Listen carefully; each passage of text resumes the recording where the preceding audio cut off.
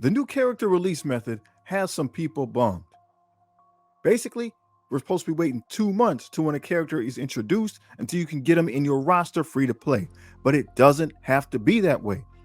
With the method that I've been using, every time I get 5,000 power cores, I use them to purchase a character core orb. 675 power cores, character core orb. It has reduced my acquisition time dramatically. We're going to go ahead and take a look at that in the video. However, I want to know what you are using your power cores for. There's other levers, there's other metrics you can use to get ahead in this game. What are you using that precious resource for? I'm curious to know what you're doing. Let's take a few minutes to see how it's worked out for me.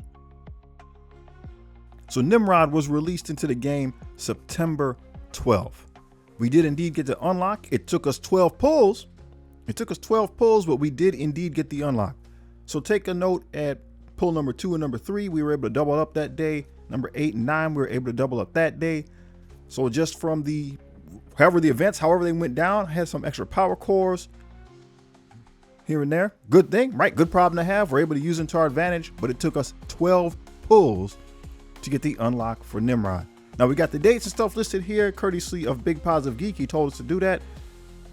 September 12th was a release. We unlocked him on the 30th. That was 18 days, not 2 months. September 23rd was the release date for Omega Sentinel. Once again, we got the unlock. It took us 9 pulls in this case. There was a free to play event going on right along with that. So you can see it 10:15. We just had the basic unlock. The day before we pulled an orb. 10:15, we just got the basic unlock, probably due to, again, a free to play event that put us over the edge. We did not start on her right away because of the Sentinel. We did do a pivot. She came out September 23rd, unlocked October 30th. It took us 30 days. And again, part of that is because of pivoting from the Sentinel, who we unlocked the last time we did this video. So as of October 30th, as a result, this is my Orchis team on the main account. Moving on to the Nightstalkers. Blade comes into the game October 1st. Now, full disclosure, we got a big drop on Blade. Big drop. October 7th, 100-star drop. So I'm wondering, does anybody else get something like this? I saw some pictures online, so I want to know if you were able to get that. 6 days it took for me to get the unlock, and I'm wondering now about that pity system, okay? So we think about when Annihilators came out until now. If you haven't got any big drops, I'm wondering, is it related? Are you getting big drops on the Nightstalkers? Have a look out for that. If you haven't got any big drops already, maybe it's coming with Astral. So let's just keep a look and see if we can find a pattern. October 9th, we got Oath coming into the game. Bunch of pulls on her. We did indeed get the unlock. So it took us 9 pulls. I repeated number 8 twice down there, but it took us 9 pulls to get the drop for Oath. A bunch of 10s. I can't be mad about that. Things are going good. You see 3 through 6. Pull number 7. We got 10s and 12s. So we got some good pulls on her. We do have her unlocked in the game as we speak. So Oath was released on October 9th. We did indeed unlock her on October 28th. So again, it's not 2 months. It was 19 days we were able to get our hands on Oath. Regarding Man Thing, there was some type of snafu. He came into the game on October 17th. We got him on October 23rd. They gave us some orbs because of some mistake that happened, and it was enough for us to get the unlock on the main account. We know everybody didn't get that, but it worked out well for us. So with all that included, this is our Nightstalkers on the main account as of October 30th. So now I'm sitting pretty, right? I can just save up and get ready for the Astral team. So we're getting ahead of schedule. Will this work out if you are a newer player? Let's take a peek at the baby account. Same deal. Nimrod, he came into the game September 12th. Drum roll, please. We did indeed get the unlock on the baby account. It took us 10 pulls.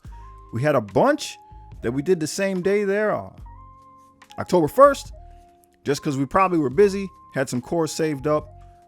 Didn't get the dates for the first 2. That's when we first started taking the notes. So that'll be rectified in the future. We'll try to keep notes going forward. So once again, Nimrod comes into the game September 12th. We unlocked him October 1st, 19 days on the baby account. Moving on to Omega Sentinel. So we got baby Omega there. She came out September 23rd. We did indeed get the unlock, right? It took us 10 pulls. So we got her close, and then on the 23rd, at the 23rd there, through natural means, we got the unlock, probably due to her free-to-play event. So we had some double up periods there as well. Pull number 2 and 3 were on the same day. 6 and 7 were on the same day. 9 and 10 on the same day. The baby account is hard for me to sometimes be consistent. Stuff stacks up, but hey, we still get the pulls, and it took us 10 to get us Omega Sentinel on the new player account. Not too bad. So she came out on the 23rd. We unlocked her on the 23rd. So obviously that's a full 30 days. That's still 1 month. It is not 2 months. This is what my Orchis team looks like as of October 31st baby account. So I'm wondering, do you have all the Orchis team now that the Nightstalkers is coming to fruition? So we'll look at the Nightstalkers now. We got Blade once again. October 1st he came into the game. Took us 24 days. We got the unlock on October 24th. I didn't take notes. I don't know what happened. I can't find my notes for Blade, but I got a picture from October 24th. So that's the unlock date that we got for him on the baby account. Still new to all this. We'll be keeping better records. October 9th, Oath comes into the game. So we see we got some pulls here. We have not unlocked her on the baby account. We had 5 pulls.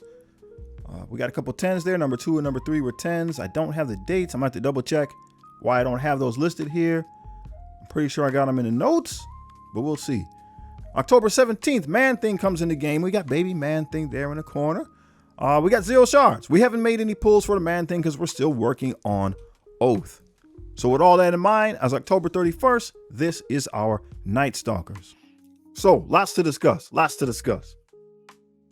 Regarding the big drops, things like that, the big drops, the pity system. I'm not sure how that works. I've reached out, I've asked, they're not giving any answers on that. That's fine. They're keeping that under the hood, but we're looking for some patterns. So if you think you have a pattern, I'd like to know about it.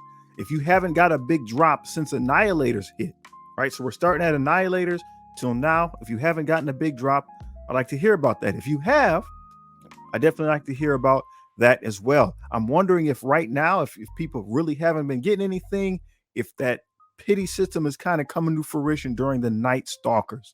Does that make sense? So we got about 3 or 4 teams that'll come out since then. So if it's hitting about now, then it kind of gives us a little bit of a frame of mind to know when those things might take effect. Again, there's other things that we could be using the power cores for. Since I didn't use them for the events, right? I used them for characters. I didn't use them for the events. I don't have Odin, right? So that's something, again, that's something to think about. Some people use them for leaderboard events, things of that nature. They were able to get their Odin very early. I was not able to do that. Zombie Scarlet Witch. I don't really care about zombies. I could be using the lever to go after her right now, and I'm not doing that. So I'm just saving and moving ahead, looking ahead to the next team, which is the Astral team. So when they come out, I should be able to hit the ground running, closing the gap even further. That's just the way I'm looking at things. But how has it been working out for you? What do you use? What do you use your cores for? A lot of words there. What do you use your power cores for? What levels are you using in the game? How are you using them to get ahead? We got to remember we're changing, right? The game is changing. We can't keep the old method. We can't keep the old idea. The game's changing, so we have to change with it, right? Adapt and survive, that type of thing. We can do that. But hey, if you haven't checked out this video over here, please do so. Let me know what you think.